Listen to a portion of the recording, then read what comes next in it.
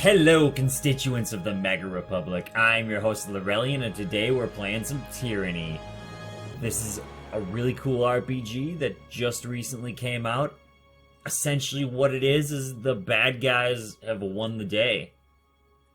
The epic war between good and evil is finished, and now the bad guys have won. Alright, we're gonna start a new game. I am jumping into this basically blind. I've read a review or two, but for the most part, I'm jumping into this completely blind. What is expert mode? Expert mode disables a number of helper features. Players who want to rely on their own facilities and intuition. I kinda want to do that. We're just gonna do normal. Normal is normal. What the hell's Trial of Iron? If Trial of Iron is enabled, only one save slot is permitted. Oh, it's Iron Man mode from like the other Paradox games. That's cool. We're gonna do that. There's no going back. I don't believe in going back. I am not a coward, so let's do this. The subterfuge skill can be used to bluff or deceive characters in conversations. And that tells me that there's some sort of conversation or social mechanic, which is good. I really like those in these types of games. Whoa. I shut up for this to play. For over 400 years, the armies of Kairos the Overlord have swept across the known world. All who stood against them fell before their might.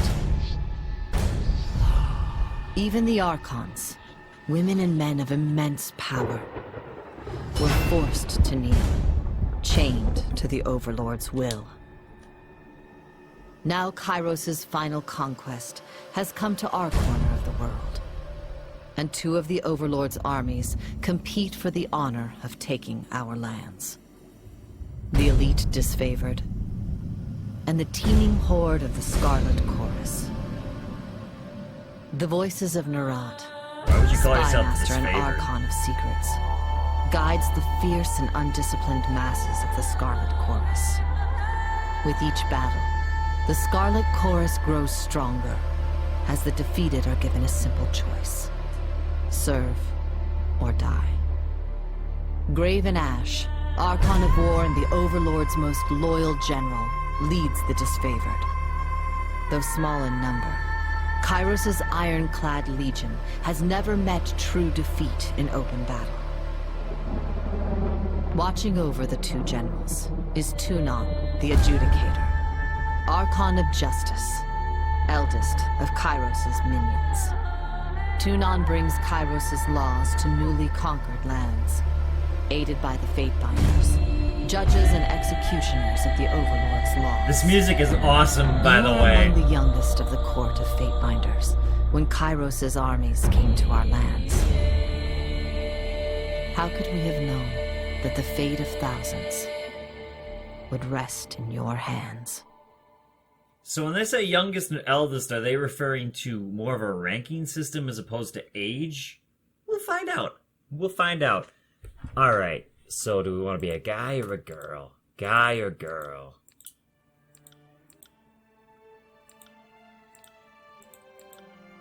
Let's be a dude. He is thin. We'll be Mr. Dude. And then, you know what? Nah, we'll go with a girl. Why not? Let's go with, I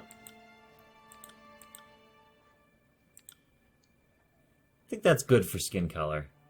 Alright. In the Northern Empire where you were born, women enjoy equal protection under the laws of Overlord Kairos. He's not all bad. He's equal rights, fair treatment. I like it. Oh, tooltips if you hover over things. Right-click for details. We can read through some of these later. Right now, I kind of want to get into this as quickly as possible. In the southern lands of the tiers, women may cruise ships, but only men may own or captain a vessel. So, that thing you just said about equal protection, not so much. While these customs give the oceans to the men, the lands are trusted to the women. I guess, sort of some sort of separate but equal. Yeah, well, I mean, they're probably not segregating the men from the women. That would be ridiculous, because then how do you Yeah, it doesn't matter. You know what? I kind of like the idea of the way that the society is set up being a female character. And I wonder if that's going to play in anything. I wonder if you can actually own land. Alright. Let's... Ooh, voice. Got it. Female noble, female sneaky. I'm injured. Tired. Let's rest. I kind of like that. Yes, let's give her the male noble voice. To battle! To battle and victory! What is this, Baldur's Gate? Well, actually, from what I saw, it does in some ways look similar. I mean, any of these types of games are going to be similar in some way, shape, or form. We'll give her red hair. Ooh, portraits. I wonder if these are all custom portraits or just portraits ripped from characters in game. Obviously, we can't give her a male face. Well, I mean, we could. I, for one, don't judge. I don't know if I want to be, like, a spellcaster or, like, a roguey person, if that makes sense, quite yet. I really haven't thought out character design at all. I just sort of jumped into this. She's kind of got red hair. She's got the scroll. Well, actually, you've got red hair. You've got a scroll. You actually kind of look like this character. What's this? Oh, tats. Anything in here we want to give her? So, like, is Tyr more of a tribal land? Because if it is, then I could see the tattoos looking kind of cool. If it's not, though, I'm not all that big into tattoos. Unless they're like a cultural thing. So right now we'll just go for... Just go as she is. She's perfect. Oh, how did you join Kairos' army? So we're working for Kairos, the bad guy. The bad guy who's already won, so I mean... soldier, pit fighter, guild apprentice. Deeply proud of your intelligence, your parents already knew you were too smart for a life spent with your hands in the soil. Looking to secure a better future, your parents struck a bargain with the Seven Tree Guild, a magic order willing to teach you letters, numbers, and magic.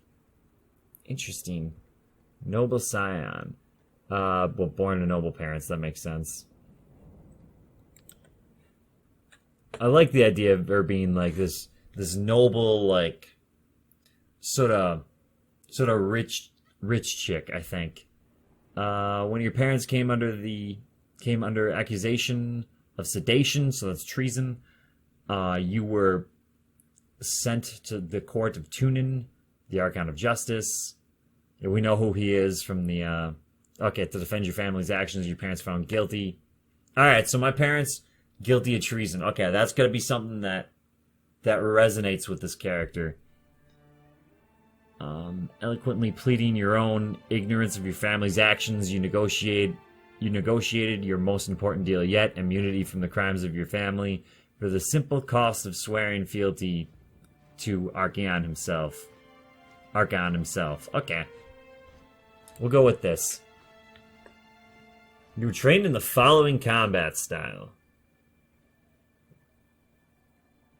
Atrophy spells, frost spells, unarmed attacks, dual wielding. I always love just being a duelist in these games. I think that's what I'm gonna do now. Javelin, great sword, sword and shield. We're gonna go dual wielding. Choose a combat ability. Flurry of blows. Kind of like what the monk has in D&D. Okay, so number of attacks 2. Valid with dual wielding, thrown weapons, one-handed weapons, two-handed weapon. That's got to be damn near every type of weapon. Okay. So this attacks twice the target. Slice. She's a little bit more powerful damage. We're gonna go with the 2 strikes. Now we got a bronze axe and a bronze hand. Can we select the weapon we start? Doesn't look like we can. That's fine by me. Alright, I'm good with the setup. Secondary expertise. Ooh. So we can... It looks like we'll be able to, like, cast spells and fight two-handed. I, kinda want to do frost spells. Can I do double dual wielding? Does that... I don't want to do that. We're gonna go with atrophy, drain skills and attributes from the enemy, vigor. Let's go with frost. I could be the Snow Queen! Alright, let's go with frost.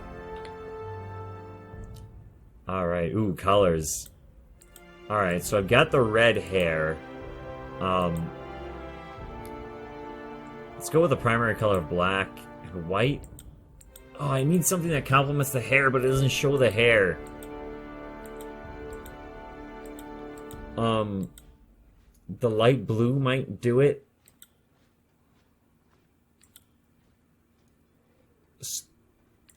I'd like to pick a red as a secondary color, but if it clashes with the blue,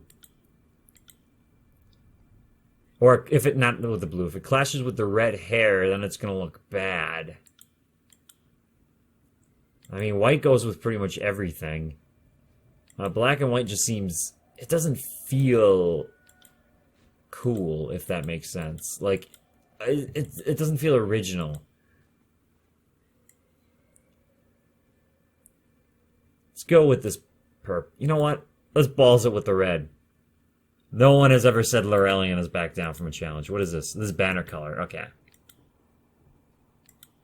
For this, we'll go with the red, and I am dual wielding, so it looks like it defaulted me to the 2 swords, but I kind of like the bird. Give me 1 second before we decide on that.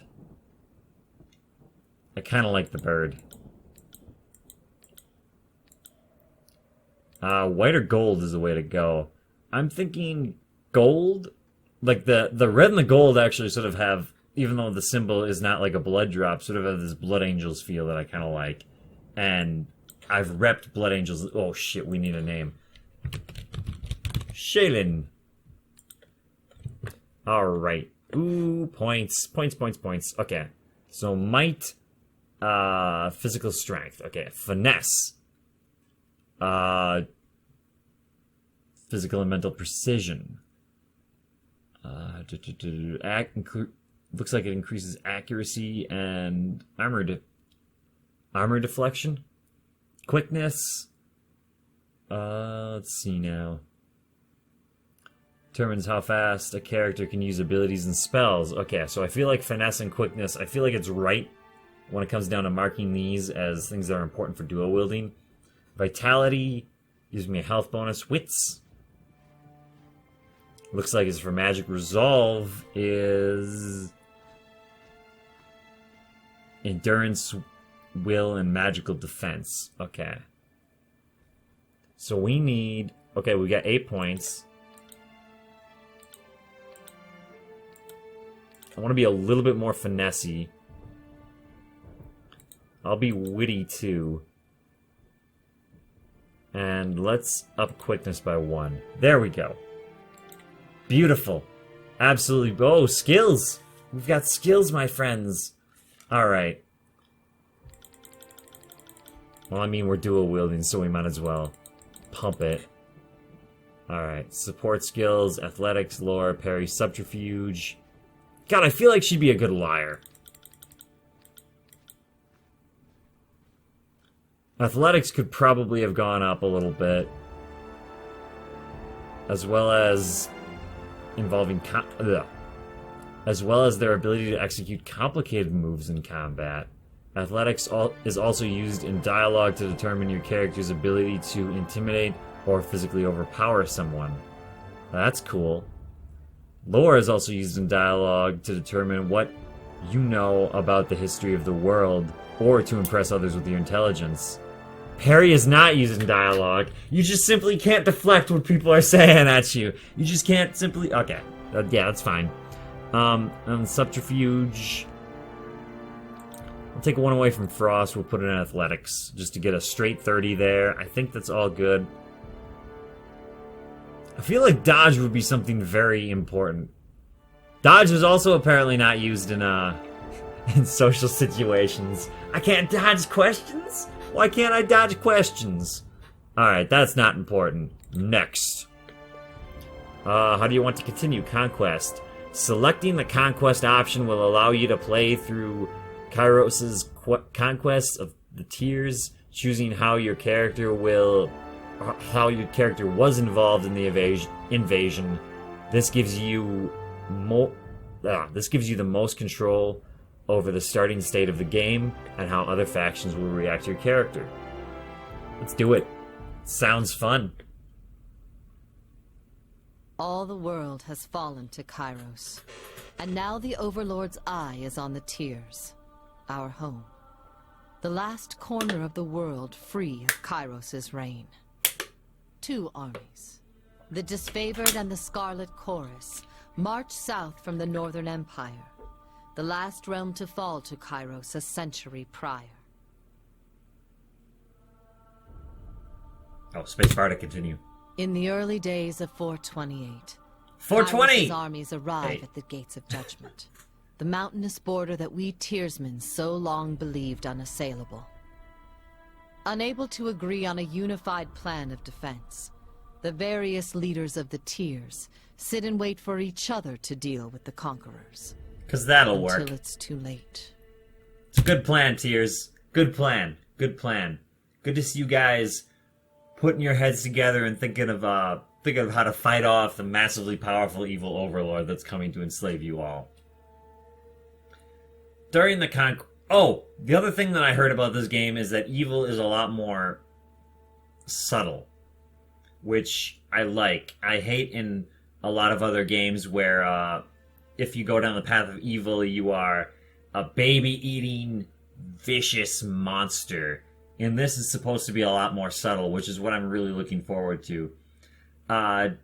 During the conquest, you will decide your character's actions during Kairos' invasion of the Tiers, shaping the world through which you will adventure over the course of the game.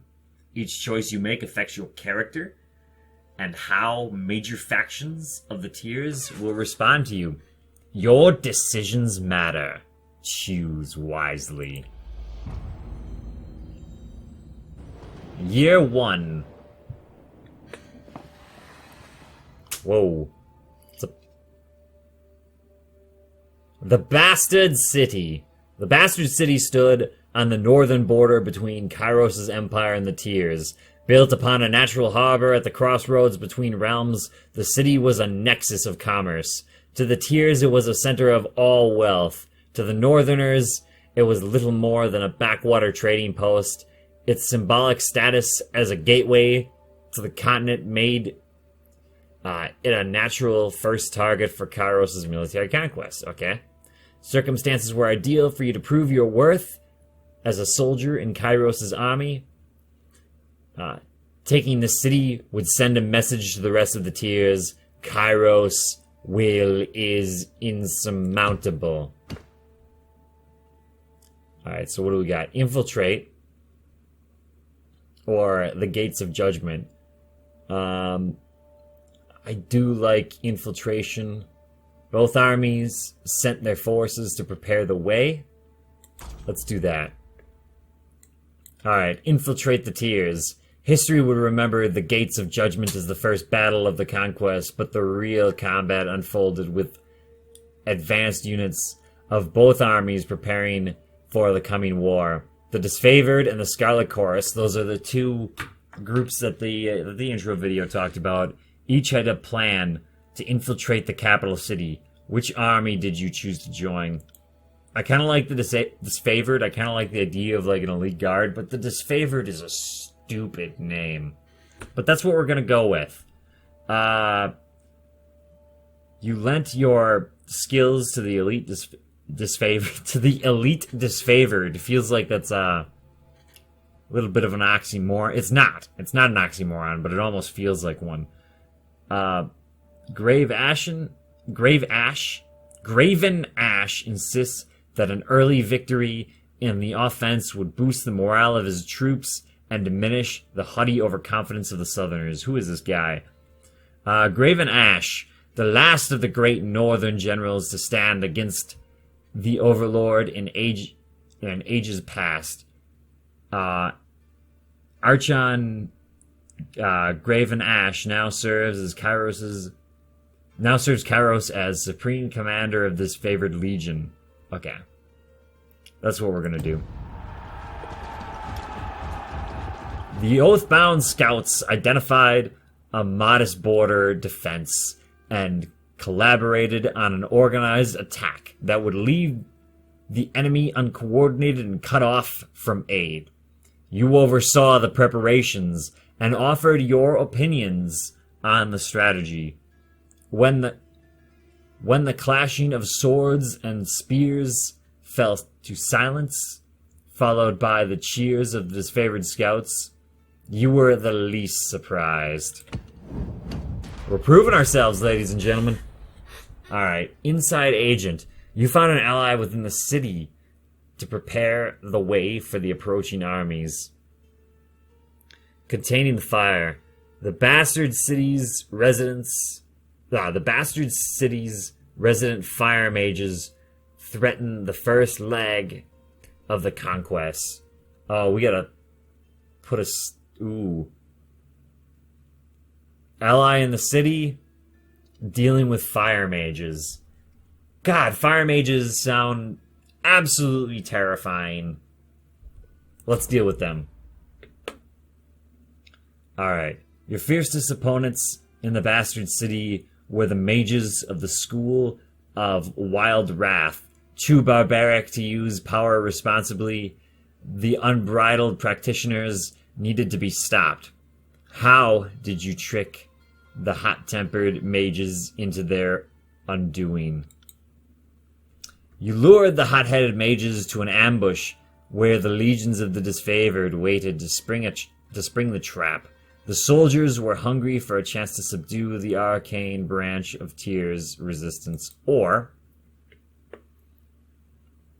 you tricked the guild elder into meeting with the voices of Nerat, Archon of Secrets. The Archon was notorious for his cruel and mysterious interrogation techniques. The mages were never seen again. So who is this guy? Known in his official capacity as the Archon of Secrets, the voice of Nerat is equal parts genius and madman. Rumors abound that he can steal the minds of others, though few, if any, are alive to confirm as much. The subjects of his interrogations are never heard from again, and the Archon is able to recall the memories of his victims. Ooh, this guy sounds terrifying. I would love to be in his good graces. That's a creepy sound. There were few who could describe what horrors the Archon of Secrets visited upon his enemies during the conquest. Whether the Elder Mages knew little of the Archon's reputation or met with him out of curiosity didn't matter. Once the flap of the Archon's tent closed, none of them were heard from again, save for a straggled cry of alarm that ended just as swiftly. Leaderless, the School of the Wild Wrath fell into disorder, and the remaining members were slain by the disfavored, or conscripted into the Scarlet Chorus. Betrayal of the Bastard City. Your tactics of infiltration place you in the Bastard City ahead of the main armies. Your work softened the city's defenses for the arrival of Kairos' forces, but you wanted a decisive gesture that would give your allies a meaningful advantage. How did you assist in the fall of the Bastard City? Ooh, we got 3 choices here. You challenged the commander of the Bastard City's defenses to an honorable fight to the death. The disfavored wished to spare the soldiers' lives for the battle ahead, the civilian lives for the occupation. Ooh. So this will give me Warrior's Respite. Minus 50% damage for 12 seconds, but an increase to health. Is that the damage received? But your damage is reduced significantly. Okay, so it's the damage given. Spread the word of What is this? Incite a riot. Spread the word of Kairos. You converted the poor and the disinfected into a hidden army of the Scarlet Chorus. Once the dust settled, the army wished to bolster their troops with these sleeper cells. What does this give me? Okay. Fire. See, that doesn't seem like me. What is this one? Spread fear through assassinations. Keeping to the shadows, you eliminate the leaders of the Bastard City one by one. So this, Concealing Shadow, create a cloud of obscuring shadows and dust for a short duration. Enemies that use physical attacks against you will have a significantly increased chance of missing. So, I kind of like this. And that's what I'm going to do. Betrayal of the Bastard City. Some deaths were quiet and unnoticed, while others were gruesome beyond words, as a wave of murder overtook the city's elite. Your deeds swelled at infamy. Well before the armies arrived, no one in the Bastard City felt safe in their homes, much less behind their walls. By the time Kairos' forces crested the horizon, the city was fearful enough to throw open the gates and welcome the new protectors. Alright. I, for one, welcome our new overlords. And the city has fallen.